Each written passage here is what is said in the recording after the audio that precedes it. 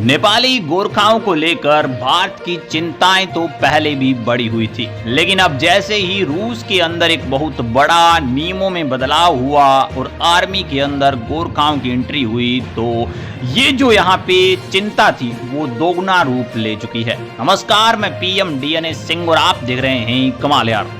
इस वक्त जिस टॉपिक की बात कर रहा हूं वो बहुत ज्यादा सेंसिटिव, ना केवल नेपाल के लिए जबकि भारत के लिए भी है, और भारत के लिए दुगना सेंसिटिव है। और आप सोच रहे होंगे कि नेपाल के लिए कैसे, तो वो भी आपको इस वीडियो में कन्फर्मली पता चलने वाला है। क्योंकि जितना यहाँ पे नेपाल के युवकों को फायदा है, वहीं पे खुद नेपाल को बहुत सारा घाटा भी इसके अंदर हो रहा है। उसका रीजन भी हम जानने की कोशिश करेंगे और कंप्लीटली वीडियो में पूरा डिस्क्राइब होगा इस टॉपिक के बारे में, तो वीडियो के अंत तक बने रहिए। और अगर आप चैनल पे नए हों तो चैनल को सब्सक्राइब करके बेल आइकन दबा लीजिए ताकि आपको अपडेट भी सबसे पहले मिल सके। चलिए वीडियो को शुरू करते हैं।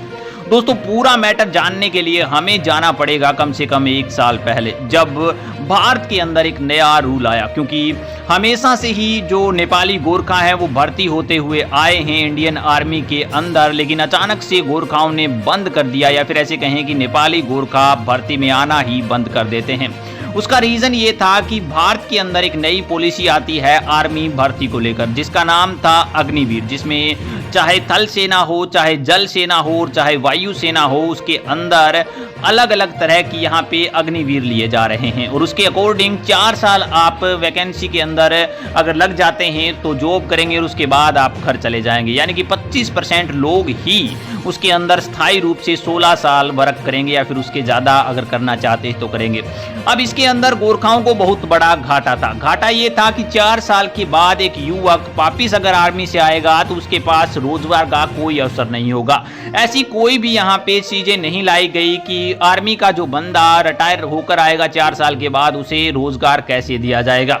इसीलिए यहाँ पे जो नेपाली गोरखा हैं वो इस चीज़ से नाखुश हुए, और उन्होंने पहले तो भारत की सरकार को समझाया कि आप ऐसा मत कीजिए, या तो आप 4 साल ही मत रखिए, पहले वाला सिस्टम लाइए, और या फिर आप ला रहे हैं तो कोई दिक्कत नहीं है, हमें रोजगार की गारंटी जरूर दे दीजिए। लेकिन भारत की सरकार ने उस समय कान नहीं उठाए।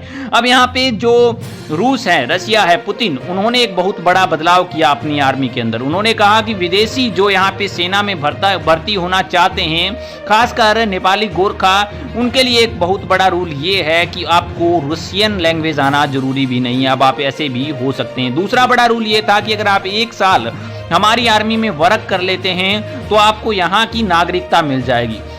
दोस्तों, ये तो बहुत बड़ी बात थी कि कोई नेपाली गोरखा अगर रशियन आर्मी में जाए तो उसकी इनकम बढ़ेगी, उसके लिए एक जॉब अपॉर्चुनिटी होगी। यहाँ पे नेपाल के अंदर जो कह सकते हैं कि जॉब क्रिएट करने की क्षमता कम है, तो बाहर जाके लोग जॉब कर पाएंगे और कह सकते हैं कि इकोनॉमिक ग्रोथ होगी। लेकिन इसमें घाटा ये हुआ कि जो दूसरी लाइन मैंने बताई थी कि 1 साल के बाद आप रेजिडेंशियल ऑफ रशियन हो सकते हो, तो उसमें घाटा ये होगा कि जो नेपाली गोरखा हैं वो वहां पर जाके नौकरी करेंगे, ना केवल नौकरी करेंगे बल्कि वो यहाँ पे रसिया के मूल निवासी बन जाएंगे, जिससे कि जो नेपाल के गोरखा हैं वो रशियन गोरखा हो जाएंगे। और इससे कहीं न कहीं जो वीरता के प्रतीक माने जाते हैं, जिन्होंने युद्ध जिताए हैं, जिनके कारण नेपाल का नाम पूरे वर्ल्ड के अंदर फेमस है, वो चीजें कहीं न कहीं रसिया खा ही जाएगा।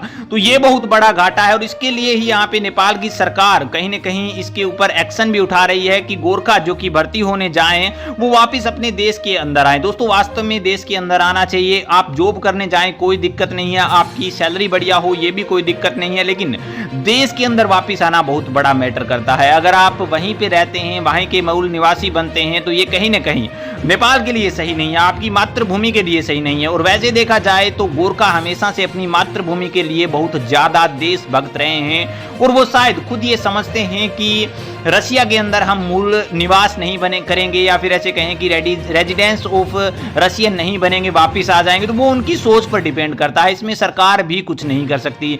या फिर ऐसे कहें कि पूरे अगर स्ट्रिक्ट रूल लगा दिए जाएं तो वो एक जाति हो जाएगी उन लोगों के सामने, तो ऐसा भी नहीं किया जाना चाहिए। तो कहीं ना कहीं देखा जाए तो नेपाल को भी इस चीज में घाटा है। लेकिन सबसे बड़ा घाटा जो मैंने आपको बताया कि अब जब यहाँ पे अपॉर्चुनिटी मिल चुकी है रसिया के अंदर जॉब लगने की, ब्रिटेन के अंदर पहले ही अपॉर्चुनिटी थी, और इसके साथ साथ जो शांति मिशन है उसके अंदर नेपाली गोरखा सबसे ज्यादा रहते ही रहते हैं, तो कहीं ना कहीं भारत को सबसे बड़ा नुकसान हो रहा है। भारत उस चीजों को याद कर रहा है कि गोरखा हमेशा से हमारी सहायता करते आए हैं। गोरखाओं ने जो चाहे वो पाकिस्तान के साथ युद्ध हो, चाहे वो चाइना के साथ युद्ध हो, हर एक युद्ध में भागीदारी भी निभाई, अपनी जान पर खेलकर युद्ध जिताए भी हैं और इसके साथ साथ मातृभूमि की रक्षा भी की है। और वो गोरखा अगर आज यहाँ पे हमसे कहीं ना कहीं मुंह फेर रहे हैं सिर्फ इस वजह से कि उनको जॉब की गारंटी नहीं है, तो ये सबसे बड़ी यहाँ पे दयनीय स्थिति होगी। और इस पर यहाँ पे कहीं ना कहीं इंडियन गवर्नमेंट को भी सोचना चाहिए कि उनको 4 साल के बाद वो क्या करें, इस चीज की गारंटी दें और वापिस से कहीं ना कहीं लाया जाए,